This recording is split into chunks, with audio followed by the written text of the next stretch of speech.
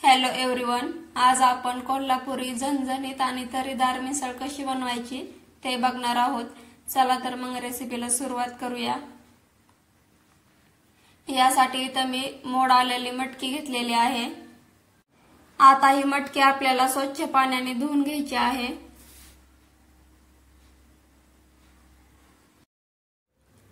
मी इथं मटकी धुवून घेतलेली आहे। आता याला आपण शिजवून घेऊया। इथं तुम्ही एक गोष्ट लक्षात घ्यायची आहे, तुम्हाला मिसळचा जेवढा रस्सा बनवायचा आहे तेवढं पाणी तुम्ही इथं आताच ओतून घ्यायचं आहे। पाणी थोडंसं गरम झालं की यामध्ये आपण ही मोड आलेली मटकी टाकून घ्यायची आहे। आता यामध्ये आपण थोडीशी हळद आणि थोडंसं मीठ टाकून घ्यायचं आहे आणि आता झाकण लावून याची फक्त एक शिट्टी होऊन द्यायची आहे। मटकी शिजत आहे तोपर्यंत आपण यासाठी लागणारा मसाला तयार करून घेऊया। यासाठी इथं मी धणे आणि खडे मसाले घेतलेले आहेत। आता याला आपण भाजून घेऊया। फक्त 2 मिनिट आपल्याला हे मसाले भाजून घ्यायचे आहेत आणि हे मसाले भाजत असताना आपल्याला गॅसची फ्लेम ही लो ठेवायची आहे। त्यामुळे मसाले हे चांगले भाजले जातात आणि त्याचा करपट वासही येत नाही। तुम्ही यामध्ये तीळ जरी टाकून घेतले तरी देखील चालेल। मसाले भाजलेले आहेत, आता याला आपण काढून घेऊया। मसाले भाजून झाले की आपण यामध्ये किसून घेतलेलं खोबरं भाजून घ्यायचं आहे। खोबऱ्यामुळे ना मिसळला मस्त अशी तरी येते। तुम्ही जर चॅनलवरती नवीन असाल तर चॅनलला लाईक, शेअर आणि सबस्क्राइब करायला विसरू नका। तुम्ही इथं बघू शकता खोबरं भाजून झालेलं आहे। आता याला आपण काढून घेऊया। आपण जे खडे मसाले भाजून घेतले होते त्यामध्येच हे खोबरं काढून घ्यायचं आहे। आता आपण कांदा भाजून घेऊया। यासाठी कढईमध्ये मी इथं एक पळी तेल ओतून घेतलेलं आहे। यामध्ये आपण चिरलेला कांदा टाकून घेऊया। आता हा कांदा आपल्याला हलका गुलाबी रंग येईपर्यंत भाजून घ्यायचा आहे। यातला कच्चेपणा कमी होईपर्यंत आपल्याला हा कांदा भाजून घ्यायचा आहे। कांदा भाजलेला आहे। आता आपण यामध्ये टोमॅटो टाकून घेऊया। काही जण टोमॅटो भाजून न घेता डायरेक्ट पेस्ट करून तशीच टाकतात। जर आपण टोमॅटो भाजून घेतले नाहीत तर त्यामध्ये आंबटपणा तसाच राहतो आणि आपली भाजी ही आंबूस लागते। आता यामध्ये आपल्याला 7 ते 8 लसणाच्या पाकळ्या टाकून घ्यायच्या आहेत आणि याला आता 3 ते 4 मिनिट आपण भाजून घ्यायचं आहे। तुम्ही इथं बघू शकता टोमॅटो कांदा चांगला भाजलेला आहे। आता आपण याला काढून घेऊया आणि याची पेस्ट करून घेऊया। सर्वप्रथम आपण जे मसाले भाजून घेतले होते ते बारीक करून घेणार आहोत। जर आपण कांदा आणि हे मसाले एकत्र बारीक करून घेतले तर हे मसाले बारीक होत नाहीत, त्यामुळे आपल्याला अगोदर मसाले बारीक करून घ्यायचे आहेत। तुम्ही इथं बघू शकता मी मसाले बारीक करून घेतलेले आहेत। आता यामध्ये आपण कांदा आणि टोमॅटो टाकून घेऊया। तसेच थोडीशी कोथिंबीरही टाकून घ्यायची आहे आणि याची पेस्ट तयार करून घेऊया।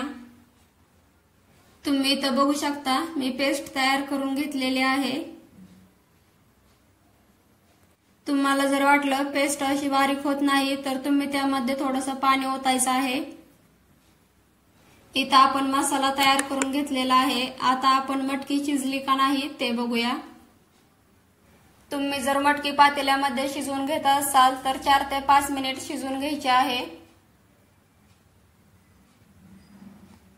तुम्ही इथं बघू शकता मटकी शिजलेली आहे। आता आपण मिसळ बनवायला घेऊया। यासाठी इथं कढईमध्ये मी फक्त 3 ते 4 पळी तेल ओतून घेतलेलं आहे। आता आपण यामध्ये जिरे टाकून घेऊया। जिरे तडतडली की यामध्ये आपल्याला कढीपत्त्याची पाने टाकायची आहेत। तसेच 1 चमचा काळं तिखट टाकायचं आहे, 1 चमचा मिसळ पाव मसाला, आणि 1 चमचा मिरची पावडर टाकायची आहे। आता आपण जो मसाला तयार करून घेतला होता तो टाकून घेऊया। तुम्हाला जर मिसळ थोडी बनवायची असेल तर तुम्ही मसाला एवढा टाकायचा नाही, यातला थोडासा मसाला बाजूला काढायचा आहे आणि तो दुसऱ्या जरी भाजीला तुम्ही वापरला तरी चालेल। आता हे सगळे मसाले हलवून घ्यायचे आहेत, एकजीव करून घ्यायचे आहेत। जोपर्यंत या मसाल्यांचा सुगंध दरवळत नाही तोपर्यंत आपल्याला हे मसाले हलवून घ्यायचे आहेत।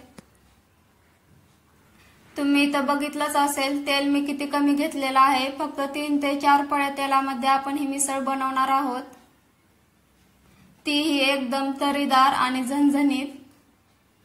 तुम्हाला जर इथं वाटलं मसाला ड्राय झालेला आहे तर तुम्ही इथं तेलाचा वापर न करता मटकी मधला जो रस्सा आहे तो ओतायचा आहे।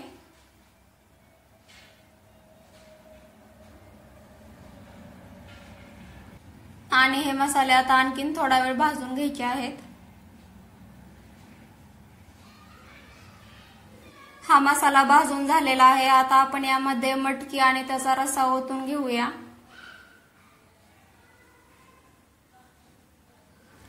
तुम्हाला जर इथं वाटलं मटकीचा रस्सा थोडासा कमी पडलेला आहे तर तुम्ही पाणी गरम करून ओतायचं आहे। गार पाणी तुम्हाला इथं अजिबात ओतायचं नाही। तुम्ही इथं बघू शकता 1 उकळी आल्यानंतर याला मस्त अशी तरी आलेली आहे। आपली मिसळ तयार आहे। आता आपण गॅस बंद करून घेऊया। कोल्हापुरी झणझणीत आणि तरीदार अशी आपली ही मिसळ बनवून तयार आहे। तुम्ही इथं बघू शकता कमी तेलामध्ये मस्त अशी तरी आलेली आहे। आता ही मिसळ आपण खाण्यासाठी घेऊया।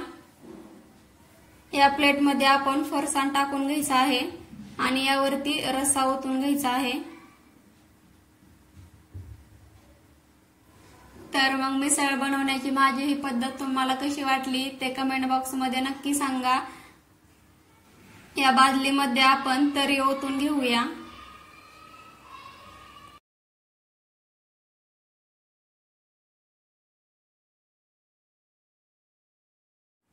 आता आपल्याला यावरती थोडीशी चिरलेली कोथिंबीर टाकायची आहे।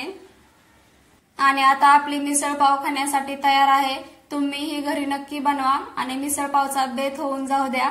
चला तर मग भेटूया अशाच एखाद्या झणझणीत आणि तरीदार रेसिपी सोबत।